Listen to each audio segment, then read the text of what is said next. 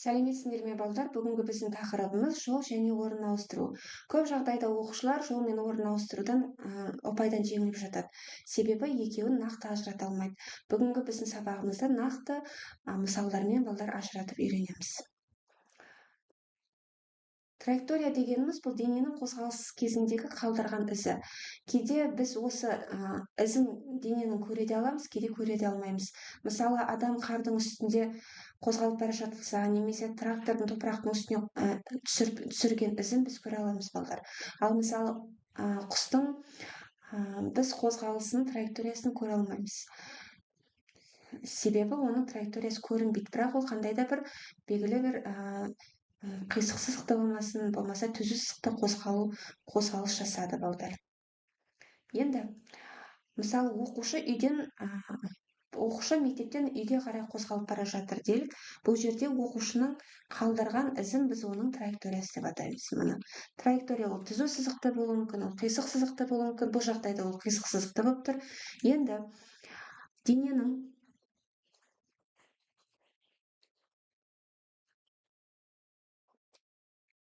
жүріп өткен траекториясының ұзындығын балдар біз жол деп атаймыз. Осы ізді қосатын кесіндіні, түзу сызықты біз жол деп атаймыз. Жолды балдар L әрпімен белгілейміз біз. L жол. Жолда бұл маңызды, оның қанша арақашықтық жүргені балдар. Оның бағыты маңызды емес. Екінші, балдар орын ауыстыру. Орын ауыстыру дегеніміз дененің бастапқы нүктесі мен соңғы нүктесін қосатын кесінді. Біздің бастапқы нүктеміз мынау еді. Мынау еді, ол не істеді? Міне, мектепке дейін қозғалды, бар жоғы осы. Бұл жағдайда дененің жүрген жолы оның орын ауыстыруынан көп болып тұр. Бұл жерде S дегеніміз орын ауыстыру балдар. Орын ауыстыру балдар бұл векторлық шама. Оның қайда қозғалып бара жатқаны маңызды. Екінші балдар, оның соңғы нүктесі маңызды. Соңғы нүктесі кейде бастапқы нүктесімен тең болған жағдайда дененің орын ауыстыруын жоқ деп айтамыз, 0 деп атаймыз. Балдар, қалай? Мысалы, спортшы 100 метр ұзындықтағы стадионды 3 рет айналып өтті делік. Ол спортшы терлеп, шаршап 3 рет айналып өтті, бірақ оның орын ауыстыруы 0-ге тең. Не үшін? Себебі орын ауыстыру дегеніміз ол соңғы нүкте. Соңғы нүкте мен бастапқы нүкте бір болғаннан кейін бұл жерде ешқандай не жоқ балдар. Орын ауыстыру 0-ге тең болып, өзгеріс жоқ. Орын ауыстыру 0-ге тең. Ал жол бүкіл жүрген жолдарының қосындысына тең. Ол айналма жолды 3 рет айналып өтсе, жалпы жол сонда 300 метрге тең болып тұр балдар. Екінші жағдайда дене орын ауыстыруын теріс болуы мүмкін, бірақ дене жүрген жолы ол 0-ге тең емес. Міне, минус. Не үшін деген кезде, мысалы, түзу кесімді сұрайын, бұл жерде 3 нүкте қоямыз. С, А, Ф. Дене А нүктесінде тұрып, В нүктесіне дейін қозғалды. Енді ол В нүктесінен А нүктесіне дейін бару керек еді, жоқ, ол С нүктесіне барды. Сонда оның орын ауыстыру мынау болып тұр балдар. Мынау болып тұр, мына. Ол керісінше теріс жол жүріп тұр. Сондықтан да бұл жерде орын ауыстыру 0-ге тең. Ал енді осы тақырыптарға қатысты тестік есептерді шешіп көрейік балдар. Автобус маршрутқа шығып, кешке қайтып келді. Осы уақытта есептегішінің машинасы 500 километрге артты. Автобустың жүрген жолы мен орын ауыстыру 0-ге тең. Неге тең балдар? Балдар, автобустың орын ауыстыру 0-ге тең. Себебі дене барып қайтып келді. Соңғы нүкте мен бастапқы нүкте 1 болып тұр. Орын ауыстыру 0-ге тең. Ал жол балдар, дене бара жатқан кезде 250 км жол жүреді, келе жатқан кезде тағы да 250 км жол жүреді. Бұл біздің автобусымыздың есептегіште көрсетіп тұр 500 км-ді. Сонда бізде жүрген жолды сұрап тұр. Есептің шарты бойынша 500-ден 0. Бұл Е жауабы. Екінші, жер бетімен 1 метр биіктіктен допты жоғары лақтырғанда 2 метр көтеріліп жерге құлады, доптың жолы мен орын ауыстыру неге тең дейді. Балдар, мынау жер болатын болса, доп жерден 1 метр биіктікте тұр өзі. Сөйтіп бұл тағы да 2 метр биіктікке көтеріледі. Сонда жалпы мынау ара қашықтық бізде L-ді беріп тұр балдар. L бұл жерде 1-ге қосамыз 2-ні тең 3 метр жол жүрді доп. Ал орын ауыстыру неге тең дейтін болсақ, орын ауыстыру бастапқы нүкте мен соңғы нүктені қосатын кесінді балдар. Сонда біздің орын ауыстырымыз мынау ғана болып тұр. Міне бастапқы нүкте осы еді, соңғы нүкте мынау болып тұр. Сонда ол бар жоғы 1 метр орын ауыстырып тұр балдар. S орын ауыстыру 1 метрге тең. Келесі. Тік ұшақ горизонталь ұшу барысында оңтүстікке 12 километр, содан соң шығысқа 16 километр ұшты. Тік ұшақтың жүрген жолы мен орын ауыстыруын табыңдар дейді. Мына жерде ұшақ түрделік, мынау солтүстік, мынау оңтүстік, мынау шығыс, мынау балдар бізде батыс. Есепті шешу үшін бізде осы 4 бағытты біліп алу маңызды. Енді оңтүстікке қарай 12 километр түзу сызықсамын. 12 километр. Так, енді ол шығысқа қарай 16 километр жол жүрді. 16 километр. Жүрілген жол осы 12-ні 16-ға қосамыз, сол кезде бізде жүрілген жол шығады. Ал орын ауыстыру бізде бастапқы нүкте мен соңғы нүктені қосатын кесінді. Мына жерде екі түзудің арасы бұл 90 градус болғандықтан Пифагор теоремасын саламыз. Мына түзуді А түзуі дейік, мына түзуді Б түзуі дейік. Сонда С тең А квадрат қосамыз Б квадрат тең 144 қосамыз. Мына түбір астында ғой балдар Пифагор теоремасы. Қосамыз 256.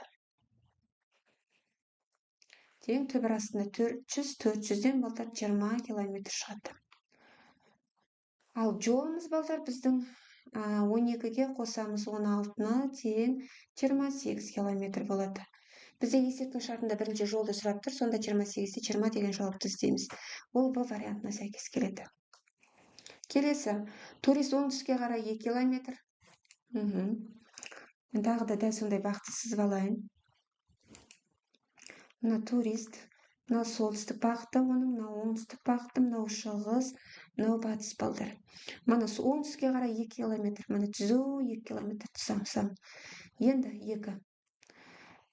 Так, шығыс батысқа қарай 3 километр балдар. Міне батысымыз 3 километр.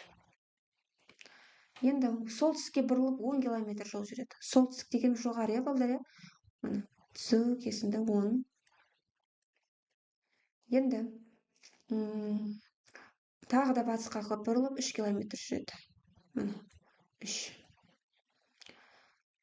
Орын ауыстыру бастапқы нүкте мен соңғы нүктені қосатын кесінді бізде. Бұл жерде бізде балдар бастапқы нүктеміз мынау болып тұр. Соңғы нүктеміз мынау болып тұр. Міне екеуін қосатын кесінді бізде S орын ауыстыруды береді. S орын ауыстыруды табу үшін бізге бар жоғына ара қашықтықты табу керек. Міне осы жүргізілген түзулердің ұзындықтарын табуымыз керек. Мына жақта ол 10 километр жол жүретін болса, мына 10-нан 2-ні алып тастаймыз, мына түзу 8 километрге тең. Ал мына түзу 3-ке тең, мына түзу тағы да 3-ке тең, сонда жалпы 6 километрге тең болып тұр. Сонда балдар, мына екі түзудің арасындағы бұрыш бұл 90 градусқа тең. Әрине Пифагорға саламыз, тең түбір астында А квадрат қосамыз Б квадрат тең. А квадратымыз 64, қосамыз 36 тең түбір астына аламыз. 100 болады, 100-ден түбір астына шыққан кезде 10 километр шығады. Ал жолымыз балдар, осы жүрген жолдардың барлығын қосындысына тең 2, қосамыз 3, қосамыз 10, қосамыз тағы да 3. Тең балдар бізде 18 километр. Жауап 18-де 10. Так, жауап сәйкес келіп тұр бұған. Келесі. Көл бетіне қайық тура солтүстік шығысқа қарай 2 километр, содан кейін солтүстікке қарай 1 километр жүрді. Жүрген жолы мен орын ауыстыру неге тең? Балдар, бұл жерде білесіңдер, жүрілген жол бүкіл жолдардың қосындысына тең.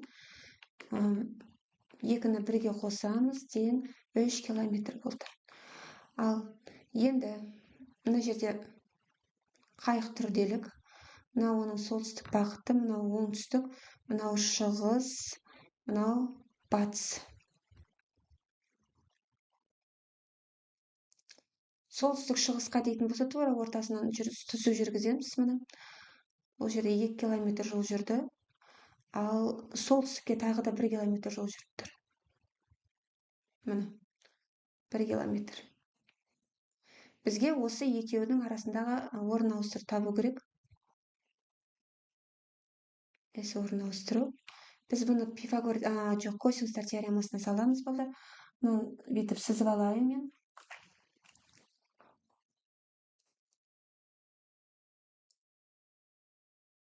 Так, балдар. Бізде мына екеуінің арасындағы бұрыш 90 градус, дұрыс па? 90 градус. Қосамыз. Мына екеуінің 90 градустың ортасынан кеп тұр. Сонда бұл 45 градус болады.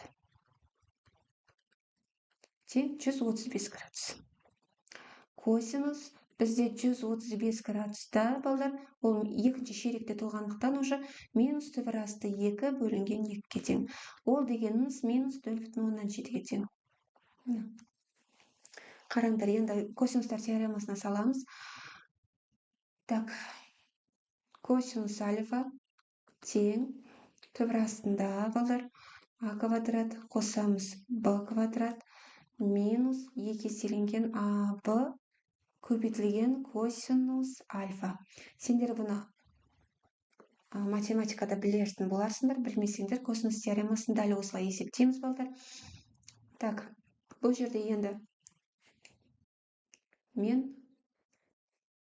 2-ның квадраты қосамын 1-дің квадраты минус 2 көбейтемін а дегеніміз 2, б дегеніміз 1. Көбейтемін минус 0,7. Так, мына минус пен мына минус плюс болып кетеді, балдар. Сонда алдағы уақытта біз оны минус плюс деп аламыз уже. 2-ның квадраты 4, оған 1-ді қосамыз 5. Қосамыз. 2-ні көбейтсек 4, 4-ті 0-ді 7-ге көбейтсек 2-де 8, балдар. 2-де 8. Түбір асты 7-де 8, балдар, 2-де 78 шығады. Километр. Так, күште 2-де 78 деген жауап бізде С жауабына сәйкес келіп тұр. Осымен, балдар, біздің сабағымыз аяқталды. Алдағы уақытта біз шеңбер бойымен қозғалған кездегі жол мен орын ауыстыруды тауып үйренеміз. Бізбен бірге болыңыздар.